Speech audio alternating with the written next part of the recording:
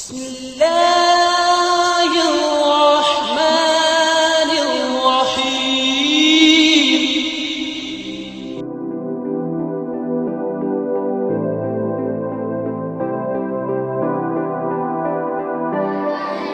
بڑوں کا ادب.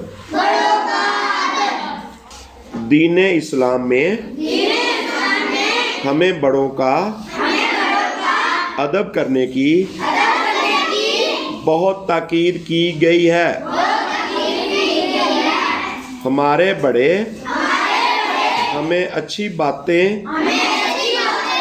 اور اچھی عادات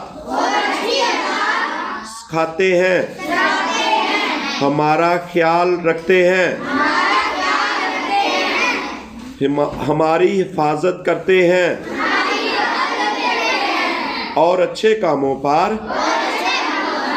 ہمیں شاباش دیتے ہیں. ہمیں ان سب کا ادب کرنا چاہیے. نبی کریم صلی اللہ علیہ وآلہ وصحبہ وسلم کا ارشاد ہے، اس شخص کا تعلق ہم سے نہیں جو ہمارے چھوٹے پر رحم نہیں کرتا اور ہمارے بڑے کا ادب نہیں کرتا. جامع ترمذی حدیث نمبر 1921. بڑوں سے سلام میں پہل کریں، بڑوں کا نام لے کر نہ پکاریں، اپنے گھر کے بزرگوں کی ان کے کاموں میں مدد کریں، راستے میں گزرتے ہوئے ان کے آگے نہ چلیں، اپنے والدین اور بڑے بہن بھائیوں کی بات مانیں. جب ہم بڑوں کا ادب کرتے ہیں تو وہ ہمیں خوش ہو کر دعا دیتے ہیں اور اللہ تعالیٰ بھی ہم سے خوش ہوتا ہے. ہمیں چاہیے کہ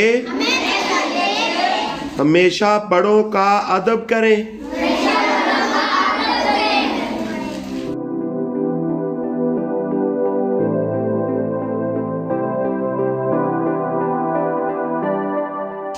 دین اسلام میں ہمیں بڑوں کا ادب کرنے کی بہت تاکید کی گئی ہے.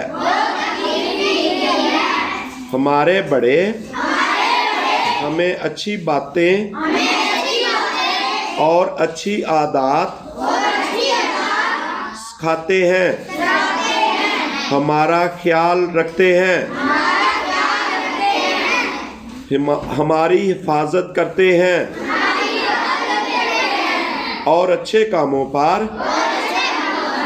ہمیں شاباش دیتے ہیں.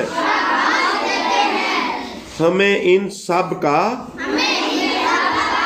ادب کرنا چاہیے. نبی کریم صلی اللہ علیہ وآلہ وصحبہ وسلم